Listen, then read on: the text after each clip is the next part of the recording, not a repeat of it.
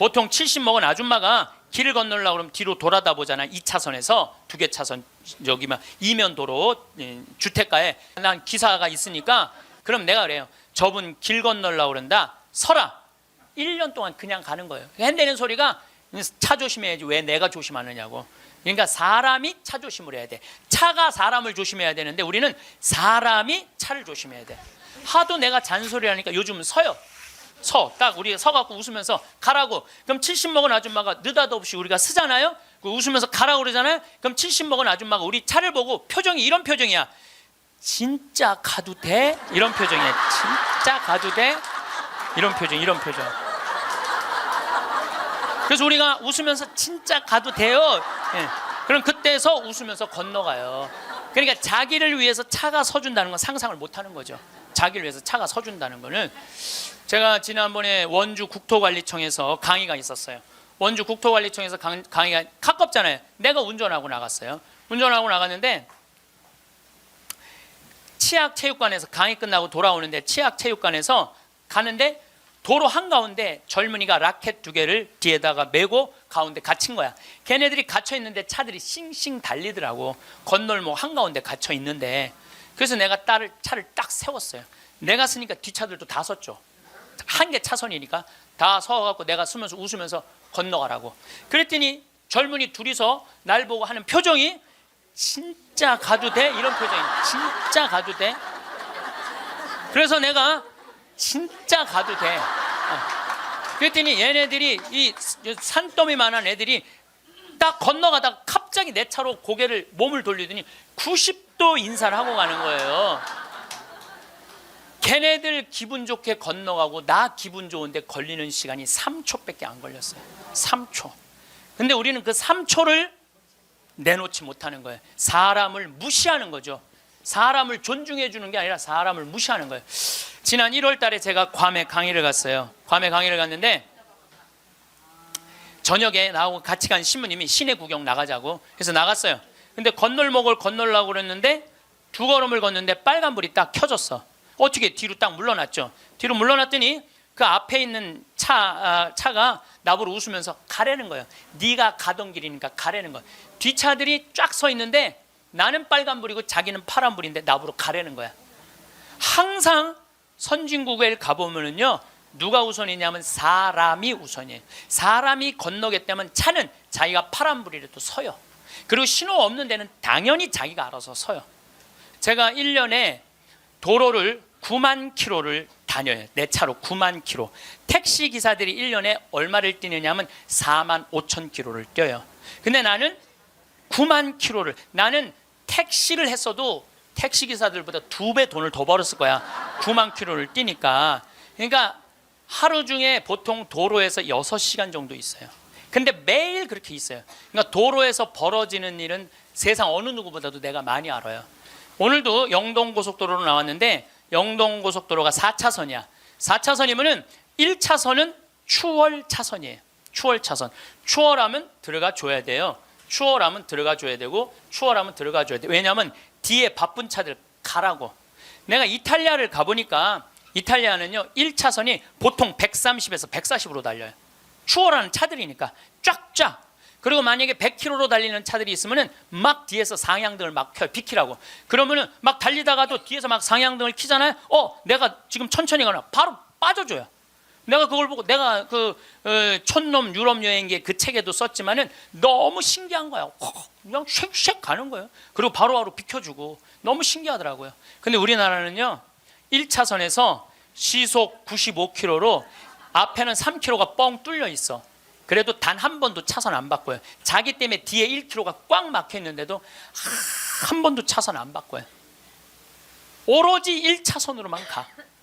왜 그런 줄 알아? 우리는 1등에 한이 맺혀갖고 도로도 1차선으로 1등에 한이 맺혀 도로도 1차선으로 가야 돼요. 우리는 4차선으로 가면은 내가 꼴등하는 기분이 들어요. 4차선. 그래서 여러분들 한번 보세요. 우리나라 이제 4차선 도로를 가보시면은요 4차선이 텅텅 비일 때가 대부분이에요. 1차선은 꽉 차도 죽으나 사나 1차선이야. 그러니까 너무 열받으니까 쫓아가고 야구 방망이로 앞에 앞유리를 깨고 3단봉으로 내리치고 서로 양보를 못하는 거예요. 자존심이 상하는 거예요. 아니 자기가 좀 늦으면은 2차선으로 가든 3차선으로 가든 4차선으로 가는데 우리는 이게 안 되는 거예요. 그리고 방향 지시등을 켜주는 건 예의야. 뒷사람에 대한 예의야. 그런데 10대 중에 방향 지시등을 켜주는 차들은 3대 내지 4대밖에 안 돼요. 그냥 들어가고 싶으면 들어가고 나가고 싶으면 나가고 자기 하고 싶은 대로 하는 거예요. 서로에 대한 예의가 안 갖춰져 있으니까 매일매일 폭력적인 일이 벌어지는 거예요. 가장 기본적인 걸 안 가르치는 거죠. 가장. 근데 지난번에는 뭐 서울에서 강의가 있어갖고 나오는데 2,000쯤 나왔는데 뒤에 앰뷸런스가 내가 봐도 무지하게 급한 것 같아. 달려오는 게 막 상향등에 비상 깜빡이에 뭐 삐우삐우에 정신이 하나도 없는 거예요. 그런데 내가 딱 자리를 비켜줬는데 앞에 10대 중에 내가 쉬어봤어요. 몇 대가 비키나? 딱 3대 비키는 거야. 나머지 7대는 그냥 가는 거야. 그러니까 너무너무 급하니까 지가 막 2차선 3차선을 막 가더라고요. 그 앰뷸런스가. 그만큼 남에 대한 배려가 없는 거예요. 내가 아니 왜 저 바쁜 차로면 딱 비켜. 미국이나 캐나다는요 앰뷸런스나 경찰차가 소방관차가 딱 하잖아요. 모든 차는 양쪽 쫙 갈라져요. 그리고 아예 서버려. 그 차 가라고. 그게 기본적인 배려예요. 배려. 근데 우리는 왜 안 비키냐 그랬더니 그런 심리가 있대요. 저 안에 아무도 없을 거야. 지가 바빠서 저거 키고 가는 걸 거야. 이런 심리가 있대요. 참 얼마나 우리가 지금 기본이 안 돼 있는 이게 지금 우리의 문화 안에 있는지 몰라요. 제가 영어학원 다닌다고 이제 영어학원을 다니는데 이제 지하에다 주차를 해놓고 이제 올라와요. 주차 1층에서 이제 내려야 돼요. 저는. 근데 이제 3층, 4층에 중학교 애들 영어 이제 학원이 있어요. 그 딱 내리면은 1층에서 내리려면 애들이 한 20명 서 있어 바깥에. 안에 이 엘리베이터 안에 사람이 꽉 차 있어. 근데 내리는데도 걔네들 밀고 들어와요. 내리는데도. 학원은 다녀서 뭐해? 가장 기본적인 게 아무리 국영수를 잘하면 뭐해? 가장 기본적인 질서를 안 지키는데 지금 여러분들 자녀들한테 백날 공부 가르쳐 봐요. 남을 양보하고 배려하고 남에 대한 어떤 협동이라든지 이런 게 안 가르쳐주면 안 지켜주면 공부해나 마나예요. 지금 대한민국은요 밑빠진 독에 물 붓고 앉아 있는 거예요. 이건 교육이 아니에요. 진정한 교육은 뭐냐면 사람을 존중해 주는 거예요. 자유를 존중해 주는 거예요. 선택권을 주는 거예요. 국정교과서로서 선택권을 뺏는 게 아니고 그게 교육이고 그게 자유고 그게 민주주의예요. 그게 예수님이 원하는 거예요. 어느 누구도 무시하지 말라는 거. 이게 예수님이 원하는 거예요. 여러분들도 우리 삶 안에서 내가 얼마나 사람을 존중하고 사람을 배려하나 좀 생각을 해봐야 될 것 같아. 근데 이게 하루아침에 생긴 게 아니야. 하루아침에 사람을 무시하는 게 생긴 게 아니라니까. 조선 500년 내내 사람을 무시하는 문화가 배 있어요. 누가 조선이 선비의 나라라고 그래. 선비는 10%밖에 안 됐어요. 90%는 평민이고 노비야. 90%는 온데간데 없고 조선이 선비의 나라라고. 그 10%만 위한 나라야. 부자만을 위한 나라일 수가 있다는 거죠. 어쨌든 우리 이 대한민국의 건국이념은 돈이야. 돈이기 때문에 돈을 벌어야 되는데 땅덩어리가 넓어요? 캐나다는 우리나라보다 102배가 나라가 넓어요. 102배가 나라가 넓은데 이 나라는 나무만 팔아도 100년을 먹고 산다는 거예요. 나무만 팔아도.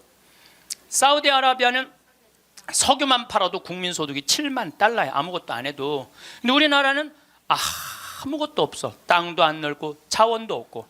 그러니까 우리는 돈을 벌으려면 어떻게 해야 돼? 오로지 믿을 건 뭐 하나밖에 없어? 머리밖에 없어. 그러니까 우리는 돈을 벌으려면 뭐를 해야 되냐면 공부를 해야 돼. 공부. 엄마들이 이렇게 얘기를 합니다. 너 공부해서 훌륭한 사람 돼야 돼. 너 공부해서 너의 재능을 개발해야 돼. 이렇게 말하는 엄마가 없어요. 이놈 새끼야 너 커서 무시 안 당하고 돈 많이 벌려면 공부 열심히 해. 그러니까 우리는 공부를 왜 하냐면 무시 안 당하고 돈 벌으려고 공부하는 거예요. 애가 노래를 너무 잘해. 그럼 엄마가 이렇게 얘기해. 너 그렇게 맨날 배짱이처럼 노래하다가 나중에 커서 굶어 죽어 이놈 새끼야. 공부를 잘해야지. 공부를 국영수를 잘해야 돼. 국영수. 다른 건 노래는 공부가 아니야. 애가 그림을 너무 잘 그려. 너 그렇게 맨날 그림 그리다가 너 그림쟁이들이 나중에 굶어 죽어 이놈 새끼야. 너 공부를 잘해야지. 공부. 국영수를 잘해. 국영수. 애가 공을 너무 잘 차. 너 이렇게 밤새 돌아다니면서 공 차다 너 커서 굶어 죽어. 이러면서 이렇게 빨리 들어와서 공부를 해. 그래갖고 뭘 해야 되냐면 국영수를 해야 돼. 그래서 우리나라는요, 학교를 다니면 다닐수록 자기 재능을 죽이는 교육을 하는 거예요. 여러분들 노래 잘하고 공 잘 차고 그림 잘 그리고 뭐 물건 잘 만드는 거 제주고 공부 중에 공부예요. 근데 우리는 그걸 공부라 생각 안 해. 오로지 공부는 뭔 줄만 알아? 국영수만 공부를 알고 있어. 국영수만. 전인지 선수 알죠? 전인지 선수 골프 선수예요. 키가 175cm에 나보다 10cm가 더 커요. 나는 원래 167cm였는데 줄었어. 2cm가 줄었어. 나보다 어쨌든 10cm가 더 커요. 지금 현실적으로는.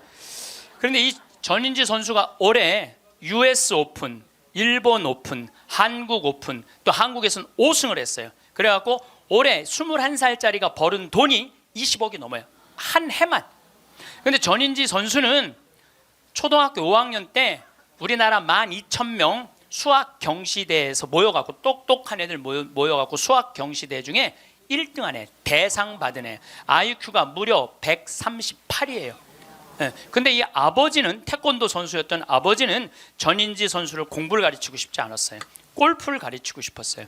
그래갖고 오전 수업 끝나고 골프 연습장 보냈어요. 오전 수업 끝나고 골프 연습장 보냈어요.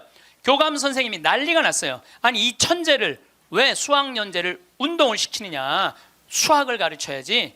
그랬더니 조퇴를 계속 해주는 거야. 수업을 안 해주고 오전 수업하고 골프 연습장 가면 조퇴, 오전 수업 끝나고 골프 연습장 가면 조퇴, 수업을 안 쳐줬어요. 그러니까 이 아버지가 참 대단한 아버지야. 내가 보기엔 충청도 서산에 있는 초등학교 자기 딸을 제주도 광양초등학교로 전학을 시켜버려요. 골프 가르치고 싶다고. 그래갖고 전인지 선수는 이렇게 훌륭한 선수가 됐어요. 여러분들, 전인지 선수가 지금 수학 영재로 매일 학원에 막 새벽 1시 2시까지 공부하고 그리고 뭐 특목고등학교 들어가고 서울대 합격했다고 칩시다.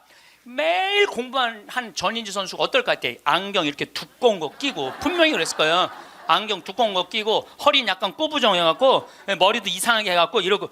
전인지 선수가 또 얼마나 예뻐요. 근데 그 미모도 다 없을 거야. 그냥 이러고 지금 서울대학 새벽 2, 3시까지 수학 문제 푸느냐고 그러고 앉아 있을 거예요. 그게 나요? 파란 잔디밭에서 드라이브 딱 치면은 뒤에서 이 관중들이 굿샷 하고 한 번 US 오픈에 9억 딱 버는 게 어느 게 나요? 4일 동안 9억 버는 게. 이번에 부시 전 대통령이 한국에 와서 전인지 선수랑 골프를 치고 갔어요. US 오픈자는 그렇게 VIP랑 골프를 쳐야 되나 봐요. 자, 여러분들, 이 골프를 칠 때는 부시 대통령이 영광일까요? 전인지 선수가 영광일까요? 부시가 영광이죠. 어떻게 지가 US 오픈자랑 골프를 쳐요? 전인지 선수가 지금 수학했으면 부시 대통령 와서 만날 것 같아요? 안 만날 것 같아요? 누군지도 몰라요. 이제는요, 공부 잘한다고 행복한 시대는 끝났어요. 자기 재능을 잘 키우는 사람이 행복한 시대가 온 거예요. 꼭 1등 한다고 행복해? 1등 한다고? 꼭 1등 한다고 행복해요? 나는 고등학교 다닐 때 전교 610명 중에 597등 한 사람이야. 597등. 내 뒤에 딱 13명 있었어. 13명. 고등학교 1학년 때 정말 내 성적이에요.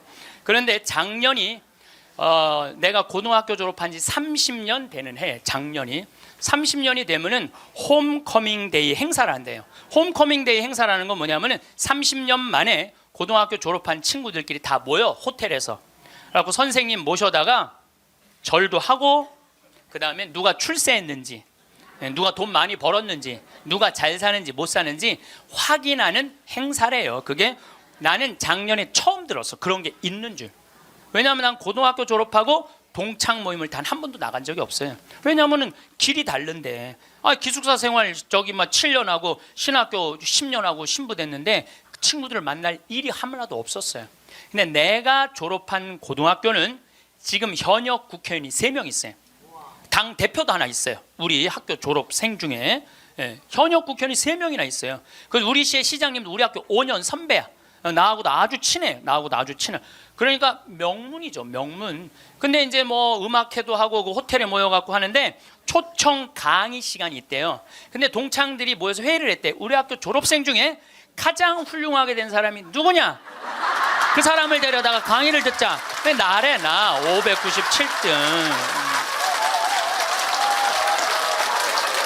아니 1등을 데려다가 듣지 왜 597등을 데려다 들어? 그거는 우리 학교 출신 중에는 정부에서는 현재 차관까지 올라가 있는 친구가 있대요. 차관까지. 꽤 명문 학교죠. 훌륭하게 된 사람은 나보다 훨씬 많아요. 근데 우리 친구들이 훌륭하게 된 사람을 초청한 게 아니에요.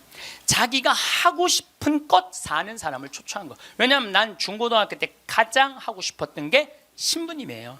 너무너무 신부님이 되고 싶었어요. 그래서 597등 가지고는 신학교 원서도 못 내는 거. 원서도 어디다가 원서를 내. 그래서 오로지 신학교 가고 싶은 그 욕구에 공부 열심히 했어요. 그래서 고등학교 2학년 때는 전교 25등까지 올라갔어요. 전교 25등. 이것도 진짜고 이것도 진짜예요. 네. 근데 내가 나온 고등학교는 그때만 해도 서울대 연고들 1년에 100명씩 갔어요. 1년에 100명씩. 그렇게 성적이 좋았는데도 나는 서울대 연고대 관심도 없었어요. 오로지 어디만 관심이 있었는 신학교. 내 최고의 목표는 신학교예요. 신학교 합격을 했는데 온 세상을 다 얻은 것 같았어. 온 세상을. 그리고 신학교 7년 동안 정말 행복하게 지냈어요. 아니 먹여주지, 재워주지, 얼마나. 그리고 신경 하나도 안 쓰게 여자도 못 만나게 하지. 얼마나 좋아. 얼마나 행복해요. 그 서품을 받았는데 보좌 신부 3년을 했는데 16,000명 본당, 14,000명 본당, 5,000명 본당 보좌 신부를 했어요. 근데 우리 천주교 교우들 보좌 신부 바라보는 눈이 어떠냐면 하트야, 하트. 얼마나 보좌 신부를 사랑해요. 그 28, 29, 30살에 그렇게 사랑받을 수 있는 젊은이가 얼마나 됐어요. 만약에 내가 장가를 갔다면은 그때 맨날 마누라한테 두들겨 맞으면서 마누라가 그래서 나가 죽어 그렇게 살 거면 맨날 그런 소리 들었을 거야. 그런데 사제가 되니까 그렇게 사랑을 받고 본당부 신부 10년 동안은 교우들이 나를 떠받들고 업고 다녔어요. 정말 나는 평택 비전동, 경기도 광주 오포 능평성당 두 본당의 교우들한테 정말 감사해요. 부족한 것이 참 많은 신부임에도 불구하고 정말로 전 세계에서 대한민국 교우들처럼 신부들한테 잘하는 교우가 어디 있어요. 10년 행복하게 지냈죠. 그리고 이제 강원도 평창에 가서 산 지 12년이 되는데 정말 요즘 같은 경우는요 아침에 마당에 딱 서면 물 한 개 펴요. 밤낮 기온차가 있을 때 물 한 개가 여러분들 물 한 개 피는 거 어떤 거 모르죠? 쫙 피어올라요. 그냥 눈에 보여요. 그리고 단풍이 쫙 있지. 마당에 생태마을 마당에 딱 앉아서 강을 내려다보면 근심 걱정이 하나도 걱정할 게 뭐 있어. 마누라가 있어, 자식이 있어. 근심 걱정이 하나도. 얼마나 행복해. 그러니까 친구들이 동창들이 와서 나한테 와서 보는 거, 야, 너 정말로 행복해 보인다. 왜냐하면 하고 싶은 일을 하니까. 하고 싶은 일을 하니까 행복한 거예요. 1등이 행복한 게 아니에요, 여러분들. 정말 행복한 거는요, 꼴등도 행복한 나라가 행복한 거예요. 1등이 행복한 나라는 행복한 나라가 아니에요. 우리 집에 조카가 하나 있는데 3년 전에 내가 잠비아를 데리고 갔다가 얘가 말라리아에 걸렸어요. 그래갖고 여러분 1년에 말라리아로 걸려 죽는 숫자가 얼마냐면 300만 명이에요. 300만 명. 예. 근데 처음에는 말라리아인지 모르고 독감인 줄 알고 계속 수원에 있는 병원에 있었어. 근데 보니까 이게 치료가 안 되는 거야. 점점 백혈구 수치가 올라가는 거야. 죽기 직전까지 올라간 거야. 너무너무 놀래갖고 내가 여기 서울 국립의료원에 입원을 시켜놓고 마침 서울대병원에 내가 강의를 나가니까 전화해갖고 최고로 좋은 감염내과 의사 찾아서 우리 조카 좀 내가 조카 하나 잡게 생긴 거 아니에요. 지금 아프리카 데리고 가서 조카 좀 살려. 그리고 내가 그날 내 평생에 그렇게 간절하게 기도한 적이 없어. 하느님, 우리 조카만 살려주면 내가 열심히 살겠습니다. 딴 생각 안 하고 내가 열심히 기도했어요. 조카가 살아났어요. 기적같이 살아났어요. 정말 죽으려고 그러는 애가 살아났어요. 근데 얘가 그 말라리아 걸리기 전에는 화학과를 다녔어요. 근데 별로 행복해 보이지 않더라고. 애가 화학과를 다녔던 애가. 근데 말라리아 치료되고 난 다음에 학교를 때려쳤어요. 얘가 어렸을 때 성우를 하고 싶어 했어요. 그래서 뭐 바이올린도 배우고 피아노도 배우는 아이예요 원래는. 근데 하악과를 간 거야. 바이올린하고 피아노 배우는 애가, 성우하고 싶은 애가 하악과를 가니 얼마나 한심해요. 그랬더니 나한테 그러는 거야. 삼촌, 내가 학교 때려쳤어. 그래서 왜? 그랬더니 내가 죽음 직전까지 가보니까 내가 좋아하는 걸 하다가 죽는 게 자기가 옳게 사는 거라는 생각이 들더래요. 그래서 얘가 공부를 해갖고 뮤지컬 학과를 들어갔어요. 뮤지컬 학과를 들어가고 아니 가자마자 장학금을 받고 다니는 거. 하학과 다닐 땐 장학금 하나도 받지 못했던 애가 자기가 좋아하는 걸 하면은 되는 거예요. 뭐 청음은 만점이래요. 이번 축일 때 얘가 우리 생태마을에 와갖고 저 삼촌 때문에 내가 인생이 바뀌었다 그러면서 노래를 하는데요. 정말로 웬만한 기성 그 뮤지컬 가수보다도 정말 잘한다고 하면 좀 문제가 있겠지만 절대 노래를 기가 막히게 잘하더라고. 얘가 노래를 얼마나 잘하는지 얘가 나하고 목소리가 똑같아.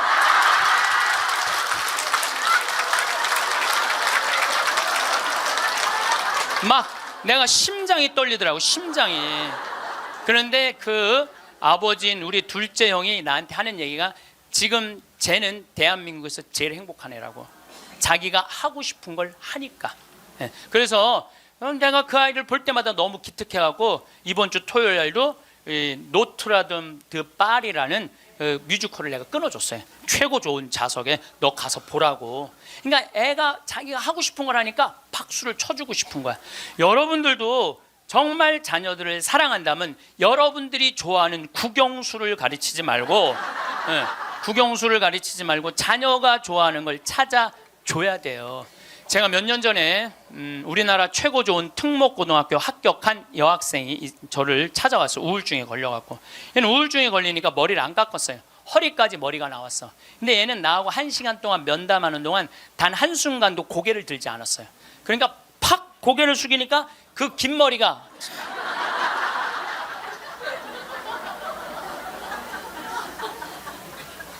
나는 걔 얼굴을 1시간 동안 못 봤어요. 까만 머리만 봤어. 까만 머리만. 근데 얘가 하는 말이 이런 말이에요. 자기는 초등학교 4학년 때까지 너무 행복했대요. 공부도 잘하고 시골에서. 근데 선생님이 엄마를 부르더니 얘는 여기다 놓기 너무 아까운 애라고. 공부를 너무너무 잘하니까 평촌으로 보내라고. 학원만은. 그래서 평촌으로 엄마가 전학을 보냈대요. 근데 여러분들 이거 생각해야 돼요. 아이는 전학을 한번 가면은 엄마 뱃속에서 새로 태어난 것 같이 새로운 환경에 놓인대요. 친구 새로 만나야지, 선생님 새로 만나야지, 가는 길 다르지. 그만큼 힘든 거야. 전학을 한번 가면은. 근데 가자마자 전교 1등을 했대요. 그러니까 바로 왕따를 당했대요. 바로 왕따를 당했대요. 그냥 사는 게 너무너무 학교 다니는 게 지겨웠대요. 근데 오로지 공부 잘하니까. 거기서 너무너무 공부를 잘하니까 선생님이 엄마를 부르더니 얘는 평촌에 놓기 너무 아깝다고 일산으로 보내라고. 일산으로 갔대요. 중학교 올라가고 일산에서도 공부를 너무 잘한 거야. 그랬더니 선생님이 엄마를 부르더니 얘는 여기다 놓기 너무 아깝다고 강남으로 보내라고. 강남으로 간 거예요. 그래서 우리나라 최고 좋은 특목고등학교 합격을 했어요. 이 아이가 합격을 했는데, 우리는 특목고등학교 3월 달에 들어가는 게 아니고 우리 일반 고등학교는 3월에 가잖아요. 특목고등학교 1월 달에 기숙사에 들어간대요. 그래서 1월, 2월 2달 만에 고등학교 2학년 과정을 다 마친대요. 워낙 똑똑한 애들이니까. 그러니까 걔네들이 다 예일대, 하버드대, 서울대 뭐 2학년 때 다 가는 거예요. 3학년 때까지 안 가. 2학년 때 다 가는 거야. 선행학습 하니까. 근데 첫날 공부를 하고 저녁에 양치를 하려고 그랬는데 치약을 안 갖고 왔더래. 그래갖고 한 방이 6명 있었는데 5명한테 치약을 빌려달라고 그랬더니 치약을 빌려주는 애가 한 명도 없더래요. 안 빌려주더래. 왜 안 빌려줘요? 만약에 내가 치약을 빌려줘갖고 얘가 양치를 잘해갖고 다음날 건강하게 일어나고 공부를 열심히 하면 되겠어요? 안 되겠어요? 내 경쟁자가. 얘네들은 경쟁자로 보이는 거예요. 친구로, 동료로 안 보이는 거예요. 그래갖고 뭐를 해야 돼? 1등을 해야 돼. 그래갖고 뭘 해야 돼? 출세를 해야 돼. 협동, 이해, 양보, 배려, 이런 거 안 배워요. 이런 거 안 배워요. 경쟁, 1등, 출세, 돈, 이걸 배우는 거예요. 얘가 생각을 해보니까 그때 우울증이 온 거예요. 이게 뭐냐. 근데 걔가 나한테 정말로 울부짖으면서 한 얘기가 있어요. 신부님, 나는 내 인생을 돌아봐서 16년 동안 즐거웠던 추억이 하나도 없어요. 공부한 거 외에는 생각나는 게 하나도 없다는 거예요. 토요일 날 일요일 학원만 다녔지 어디 놀러 가봤던 적도 없다는 거예요. 그러니까 추억이 하나도 없는 애들이 툭 먹고 가는 거예요. 그리고 그중에 진짜 4당 오락 4시간 자면은 합격, 5시간 자면은 떨어져. 그러니까 4시간밖에 안 자고 공부만 하는 애들이 서울대학 가는 거예요. 그중에 정말 도서관에서 머리통이 터져라 공부하는 애들이 사법고시, 행정고시 보는 거예요. 그리고 그중에 진짜 똑똑하고 출세 욕구 있는 애들이 국회의원이 돼갖고 지금 대한민국을 통치하고 있는 거예요. 여러분들 대한민국 요즘 국회 보면 맨날 서로 협동하고 이해하고 양보하고 배려해요? 맨날 머리통이 터지게 싸우지 않아요? 대한민국 국회의원은 누가 만들어낸 거냐면 여러분들이 만들어낸 거예요. 대한민국 모든 사람들이 만들어낸 거예요. 대한민국 국회는 대한민국 교육의 결정체예요. 만약에 대한민국 교육이 협동하고 이해하고 양보하고 배려하는 걸로 가르쳤다면 우리나라 국회의원들 서로 항상 서로 여야가 합의 보고 협동하고 양보하고 그렇게 나갔을 거야. 근데 초등학교 때부터 그렇게 배운 적이 없어. 경쟁하고 1등하고 출세하고 자기 잘난 것만 배웠어. 그러니까 지금 국회가 저러고 있는 거예요. 내가 보기엔 올해도 예산안이 처리가 될지 안 될지 그놈의 국정교과서인가 뭔가 때문에 처리될지 안 될지 그건 난 지금 정말 한심한 거예요. 국정교과서 잠깐 얘기를 하면은요, 여러분들 국가가 정해준 교과서로 공부를 하는 걸 국정교과서라고 그래요. 그러니까 한 권을 가지고 공부를 하는 거, 역사책을 가지고 한 권을 갖고 공부를 하는데 복음도 사복음이야. 마테오, 마르코, 루카, 요한이야. 예수님을 이렇게 서술하는 것도 4가지 관점에서 서술을 하는 거예요. 내가 만약에 마테오 복음만 읽었다면요, 나는 이방인이 바라보는 예수님은 이해하지 못했을 거예요. 그 다음에 요한복음을 내가 공부를 안 했다면 예수님의 영적인 세계를 알지 못했을 거예요. 루카복음을 이해하지 않았다면 예수님이 사람을 어떻게 사랑하는지 몰랐을 거야. 마테오복음만 읽었다면 구원에 관련된 유대인의 사고만 배웠겠지. 그러니까 국정교과서 내용이 뭐가 담기는 게 그게 중요한 게 아니야. 한 가지만 가르치는 게 가장 무서운 거야. 한 가지만. 사람은요, 여기서부터 부산까지 경부고속도로만 가야 돼. 니네들 죽으나 사나? 아니, 나같이 평창에 있는 놈은 경부고속도로 가려면 여기 수원까지 와서 타고 내려가야 되잖아요. 우리는 중앙고속도로 내려가면 바로인데. 그렇잖아요. 서울서부터 부산까지 가는 건 경부고속도로만 가는 갈 수 있는 길이 얼마든지 있는데 국정교과서, 국가에서 정해주는 것만 애들 배우라는 거예요.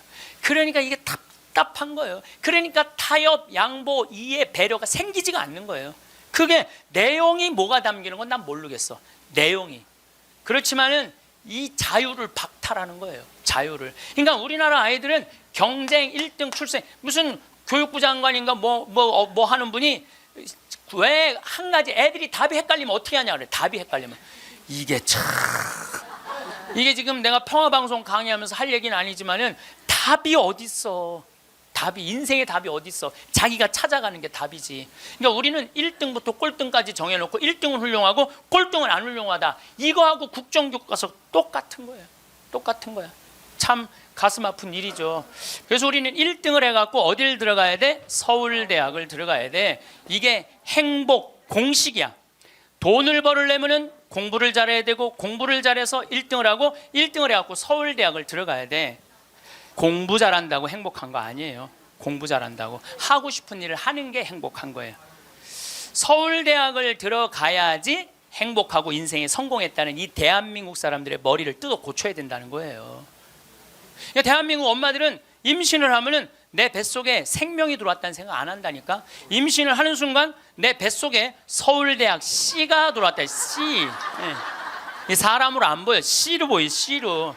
근데 요즘 젊은 엄마들은 내가 요즘 또 알아보니까 한글만 안 가르친대요. 아침에 일어나고 애한테 한다는 소리가 Good morning, my baby. How are you today? 영어로 하는데 영어로. 정신이 나간 거죠. 그래갖고 엄마의 태를 10달 만에 열고 나왔어. 세상이 얼마나 멋있어요. 하늘도 예쁘고 단풍도 예쁘고 구름도 예쁘고. 그러고 베란다 창문을 통해서 구경 좀 하려고 그랬더니 마음 급한 엄마가 너 지금 그거 볼 시간이 어디 있어. 1살짜리한테 한쪽 창문에 가나다라 마바 차타카타 붙여놓고 반대쪽 창문에는 A, B, C, D 붙여놓고 누워서 모빌이 돌아가는데 기억, 니은, 디귿, 리을이 돌아가는 거예요. 자, 저는 이 이야기를 20년째 하고 있어요. 왜냐하면은 내가 가정방문 다녀보면서 제일 꼴배기 싫은 게 애방에 글자, 숫자, 영어 더덕더덕 붙여놓는 거예요. 그게 애를 위한 일이 아니거든요. 애를 정신을 혼란하게 만드는 거예요. 발도르프 교육이라고 있어요. 독일에서 이 1차 세계대전 끝나고 난 다음에 담배 공장에서 처음으로 한 교육이에요. 근데 이게 가장 인간한테 인권을 존중해주는 교육이래요. 이 발도르프 교육은 유치원 때부터 대학 졸업할 때까지 등수가 없어. 등수가 없어. 누가 1등인지 누가 꼴등인지 몰라. 그리고 이 발도르프 교육에서는 사람을 어떻게 등수로 먹이느냐 이거예요. 사람 어떻게 등수로 평가하느냐 이거예요. 등수가 없어요. 그리고 지금 노르웨이, 핀란드, 덴마크, 네덜란드 다 등수 없어요. 우리나라처럼 1등급부터 15등급, 20등급 나눠놓는 나라가 없다니까요. 참 불행한 거예요. 이건 교육이 아니에요. 교육이. 근데 이 발도르프 교육에서 가장 하지 말아야 되는 거 머리맡에 모빌 달아놓지 말라는 거예요. 애기한테 모빌 달아놓으면 절대 안 된다는 거예요. 생각을 해봐요. 하루 종일 가나다라 갖고 놀고 ABCD 갖고 놀고 1, 2, 3, 4 갖고 놀아서 너무 피곤해. 그래서 잤어. 밤에 자고 한 8시간 잤어. 오늘 하루를 개운하게 시작해볼까? 눈을 딱 떴는데 기억, 니은, 디귿, 리을이 돌아가. 이게 애들한테 보통 스트레스가 아니라는 거예요. 그런 애들이 커서 다 치약 한 통을 다 짜서 동료 병사들을 먹이는 거예요. 그런 애들이. 그러니까 우리나라 애들은요, 어렸을 때부터 너무 스트레스를 받아갖고 중학교 2학년만 되면 폭발하는 거예요. 그래서 중2병이 나오는 거예요. 부모가 너무너무 괴롭혀갖고. 작년에 부산에서 한 초등학교가 선생님이 2학년인데 22명이 한 반인데 다음 중간고사 볼 때 만점 받는 애부터 밥 먹인다고. 그래서 국어, 수학을 중간고사에 봤대요. 근데 4명이 22명 중에 4명이 만점을 받았대. 4명한테 그랬대. 니네들 만점 받았으니까 밥 먼저 먹으라고. 그리고 18명한테 니네 시험 못 봤으니까 밥 나중에 먹으라고. 그러고 급식을 성적순으로 한 거죠. 이거 애들한테 갑질 가르치는 거예요. 너 공부 잘하니까 뭐도 먼저 먹어도 돼? 밥도 먼저 먹어. 어렸을 때부터 공부를 잘하면 특권을 누리게 가르치는 거예요. 그래서 갑질이 나오는 거예요. 그래서 어렸을 때 공부 잘하면 밥도 먼저 먹어도 돼. 그러니까 얘네들은 항상 먼저 먹었어. 뭐든지. 그러니까 나중에 무슨 판사, 검사, 국회의원, 장관 돼도 항상 먼저 먹어도 돼. 돈도 먼저 먹어. 뭐든지 먼저 먹어. 남들보다 먼저 먹어. 돈도. 근데 항상 평생을 먼저 먹어갖고 먹었는지 기억도 안 나는 거예요. 기억도 안 나는 거예요. 이게 우리나라 교육에서 잘못된 거예요. 만약에 선생님이 이렇게 교육했다면 얼마나 좋을까요? 18명한테 니네들 시험 못 봤으니까 먼저 밥 먹고 기운내서 공부 열심히 해. 그리고 4명한테 니네들 양보하면 쟤네들한테 좋을 것 같아. 이랬다면 이 교실 안이 훨씬 화기애애했을 거예요. 만점 맞는 애 먼저 먹으라고 18명 나중에 먹는 애들 시험도 못 봤는데 밥도 나중에 먹으래. 기분 좋을 것 같아요? 나쁠 것 같아요? 기분 나쁘죠. 학교 다니면서 기분 나쁜 거죠. 근데 얘네들은 또 집에서는 독상을 차지할 수 있어. 집에서만은. 그래갖고 집에서 엄마한테 성적 주고 행복하게 밥을 먼저 먹었어. 집에서는. 근데 문제는 엄마예요. 행복하게 밥 먹는 애 한번 쳐다보고 성적표 한번 쳐다보고 행복하게 밥 먹는 애 한번 쳐다보고 성적표 쳐다보다가 해서는 안 될 말을 해요. 야 이놈의 새끼야, 이 성적 받고 밥이 목구멍으로 넘어가냐. 그럼 얘는 할 수 있는 건 딱 하나밖에 없어요. 탈선밖에 할 수 있는 게 없어요. 탈선.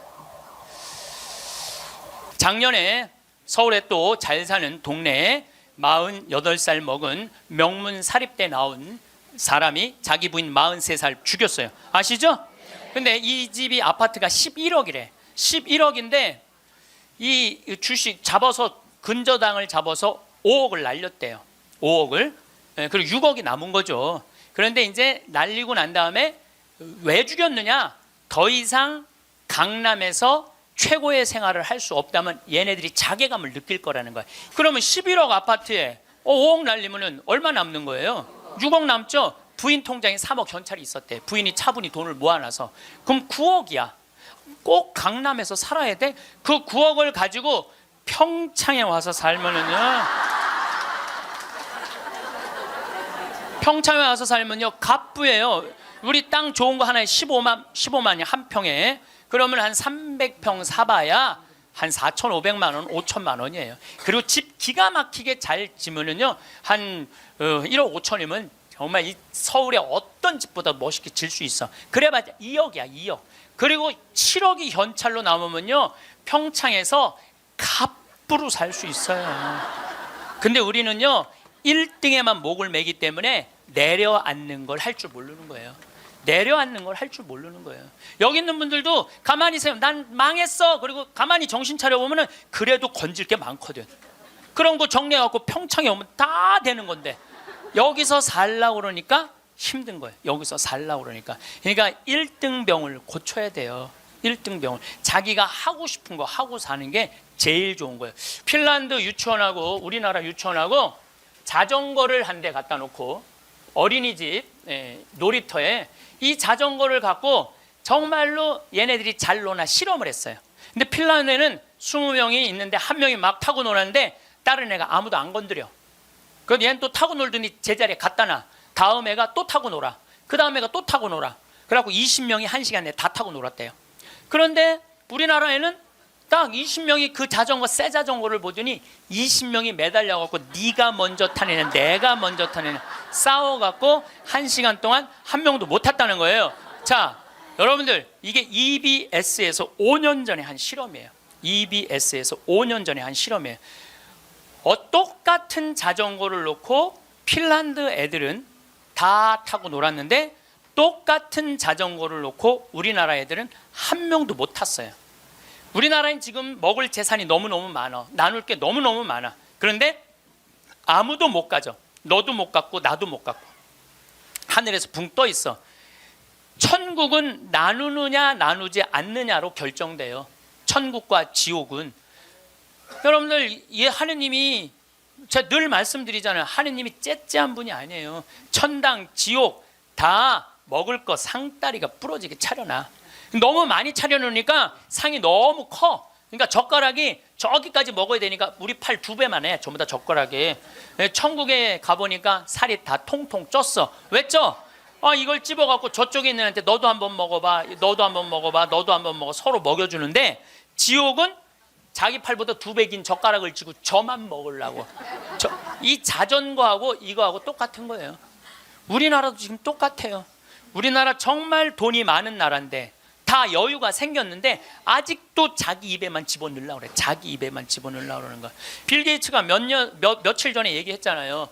미래 세계는 나누는 나라가 경쟁이 있는 나라라고. 나누는 나라가 경쟁이 있는 나라라고. 저한테 많은 암 환자들이 오죠. 많은 암 환자들이 와서 하소연할 때 이런 얘기를 해요. 신부님, 제가 정말로 이제 60부터 행복하려고 30살서부터 60살까지 돈만 모으고 아무데도 놀러 안 갔다는 거야. 근데 암이 걸려갖고 이제 아무데도 갈 수가 없다는 거야. 억울해 죽겠다는 거야. 차라리 그때 갈 걸. 미국 사람들은요 5개월 일해서 한 달 여행 가는 게 목적이에요.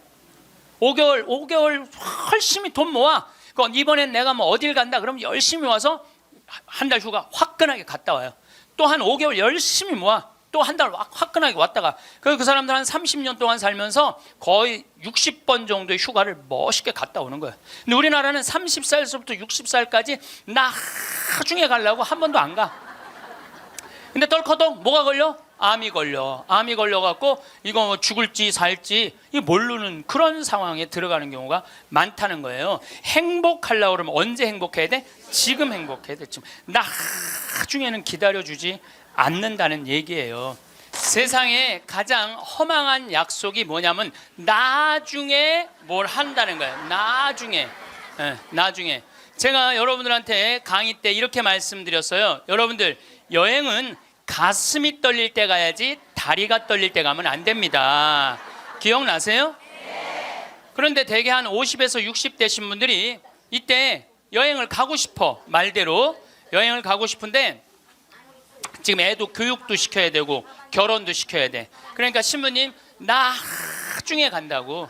나중에는 없어요. 가려면 언제 가야 돼? 지금 가야 돼. 지금.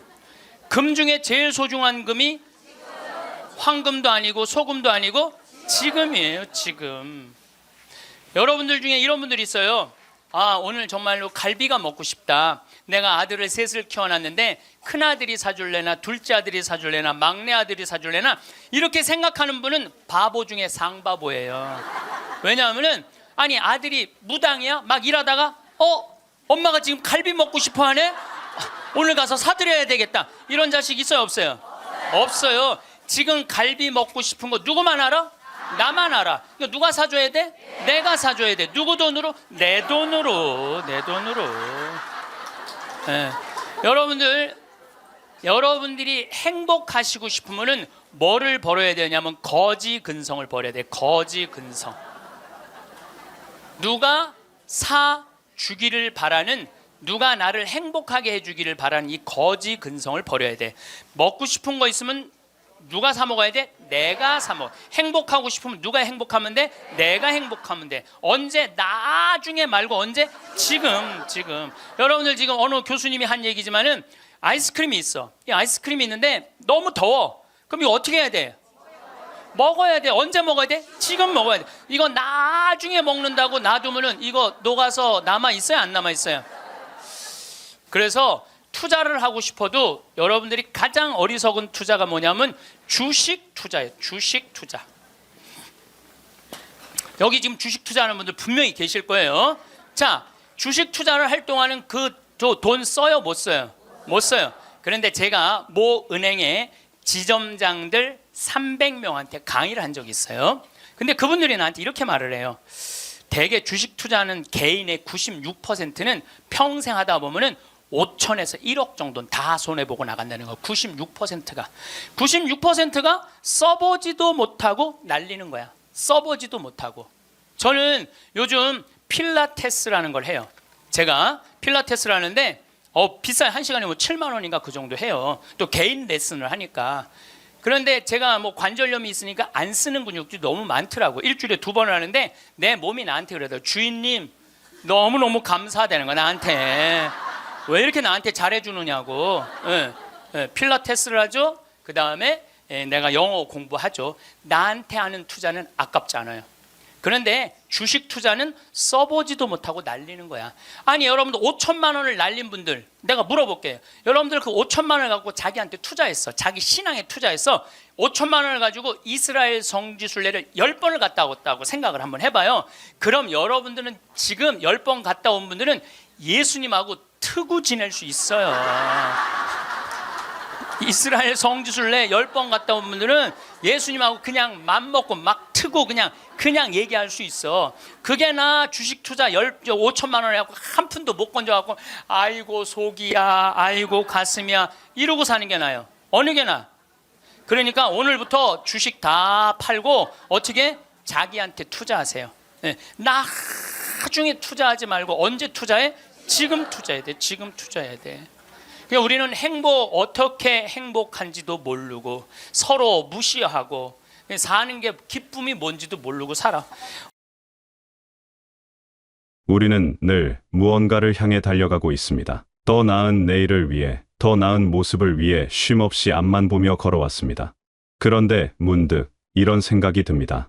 이렇게 계속 달려가기만 하면 정말 행복해질 수 있을까요? 아니면 우리는 행복이라는 목적지를 향해 가는 것이 아니라 그저 남들보다 앞서 있다는 안도감을 얻기 위해 달리고 있는 것은 아닐까요? 어린 시절부터 우리는 비교 속에서 자라왔습니다. 누가 더 빨리 달리는지, 누가 더 높은 점수를 받는지, 누가 더 좋은 곳에 들어가는지, 이런 비교는 자연스럽게 우리 마음속에 자리 잡았고 어느새 비교하지 않으면 불안한 사람이 되어버렸습니다. 옆 사람이 무언가를 이루면 진심으로 축하하기보다는 나는 왜 아직 그렇지 못한가 하는 초조함이 먼저 올라옵니다. 이런 감정은 우리를 괴롭히고 관계를 멀어지게 만들고 결국 우리 자신을 불행하게 만듭니다. 이런 마음은 어디서 왔을까요? 우리 사회가 만들어낸 기준 때문입니다. 좋은 학교를 나오고 좋은 직장에 들어가고 많은 돈을 벌어야 성공한 삶이라고 배웠습니다. 그 기준에 맞추지 못하면 뒤처진 사람처럼 느껴지고 스스로를 부족하다고 여기게 됩니다. 하지만 이상한 일입니다. 모두가 같은 길을 가려고 하면 그 길은 점점 좁아지고 결국 대부분의 사람은 자신이 실패했다고 느끼게 됩니다. 그리고 그 실패감은 평생 우리를 따라다니며 마음을 무겁게 합니다. 남보다 앞서야 한다는 생각은 우리를 계속 긴장하게 만듭니다. 잠시 쉬는 것도 불안하고 여유를 부리는 것도 불안합니다. 다른 사람이 앞서가는 것 같아서, 나만 뒤처지는 것 같아서 계속 뛰어야 한다고 생각합니다. 그런데 이렇게 살다 보면 정작 중요한 것을 놓치게 됩니다. 바로 지금 이 순간을 즐기는 것, 내 곁에 있는 사람들을 소중히 여기는 것, 그리고 내가 진짜 원하는 것이 무엇인지 생각해 보는 것입니다. 우리는 목적지에만 집중한 나머지 그곳으로 가는 여정 자체를 잊어버리고 맙니다. 비교하는 마음은 또 다른 문제를 만들어냅니다. 남을 배려하는 마음이 점점 작아진다는 것입니다. 내가 이기려면 누군가는 져야 하고, 내가 올라가려면 누군가는 내려가야 한다고 생각하게 됩니다. 이렇게 되면 다른 사람의 어려움에 공감하기보다는 그것을 나의 기회로 여기게 됩니다.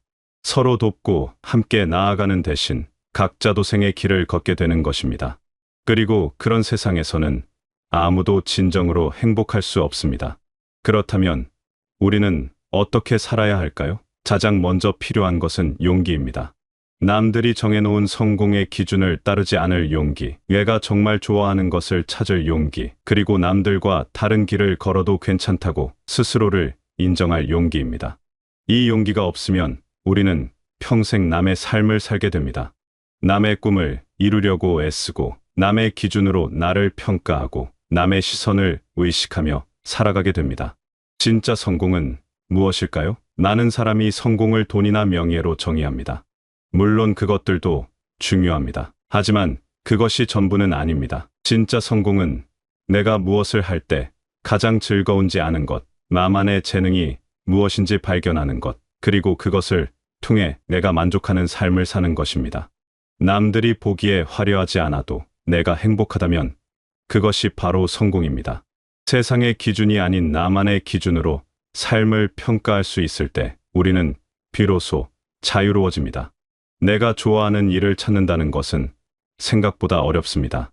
우리는 너무 오래 남의 기준으로 살아왔기 때문에 정작 내가 무엇을 좋아하는지 모르는 경우가 많습니다.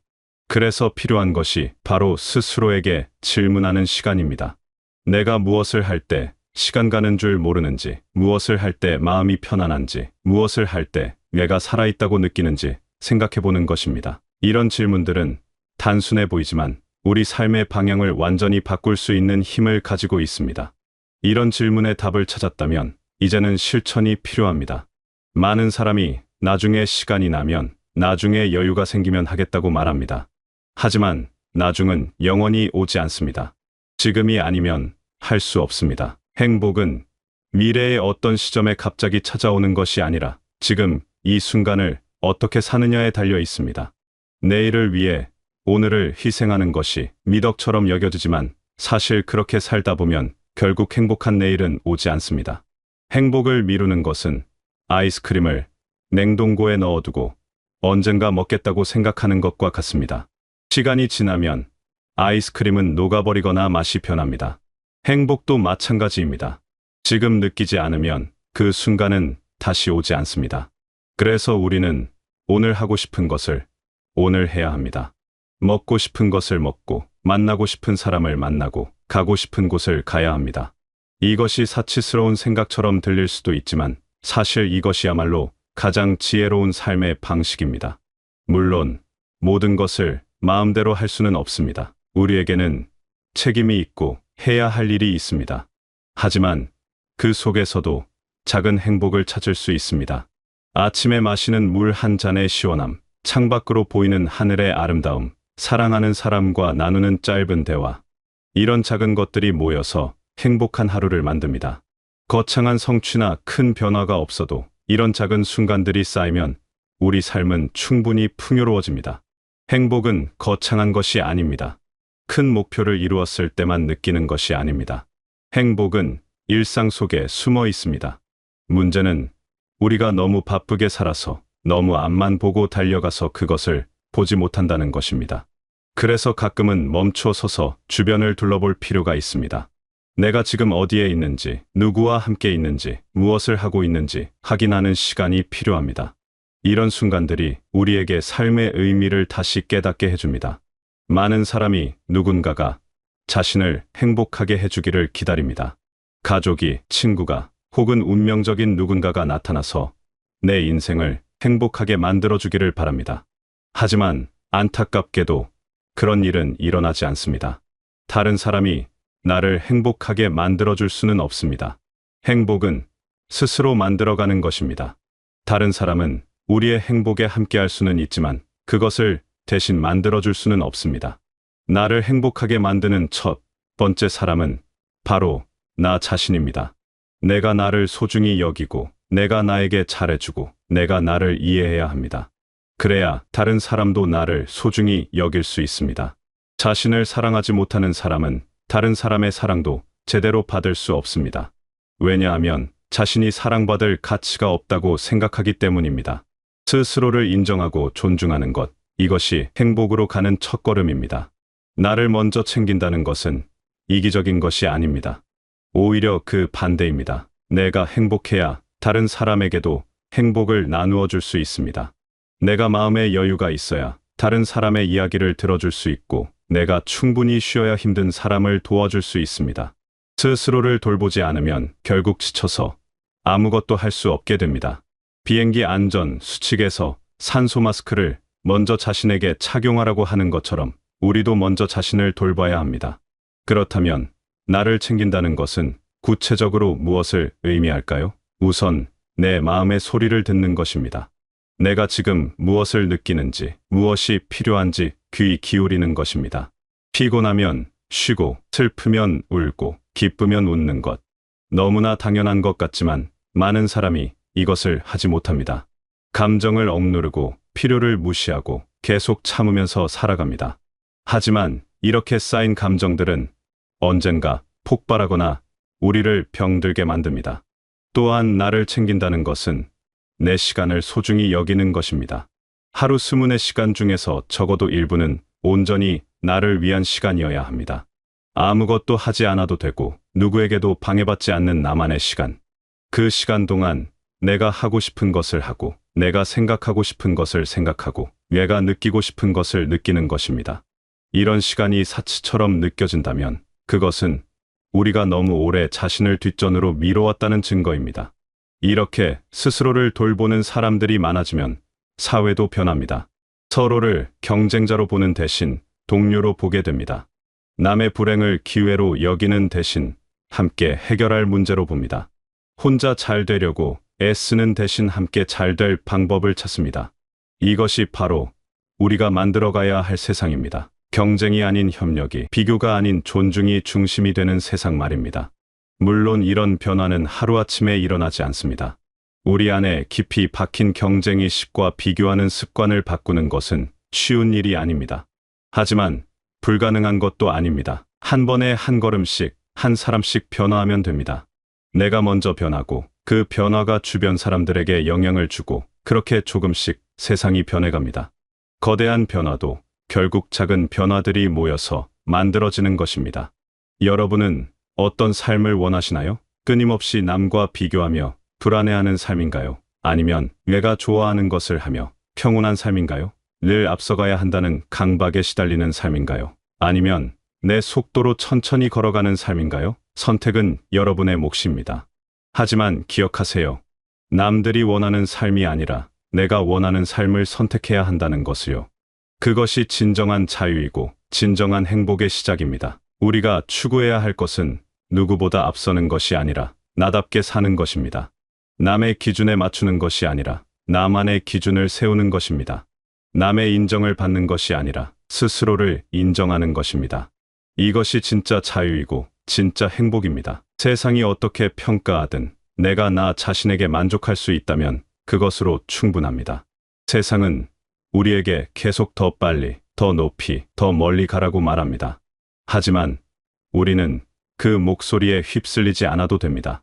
내 페이스대로, 내 방식대로 가면 됩니다. 가끔은 쉬어가도 되고 방향을 바꿔도 됩니다.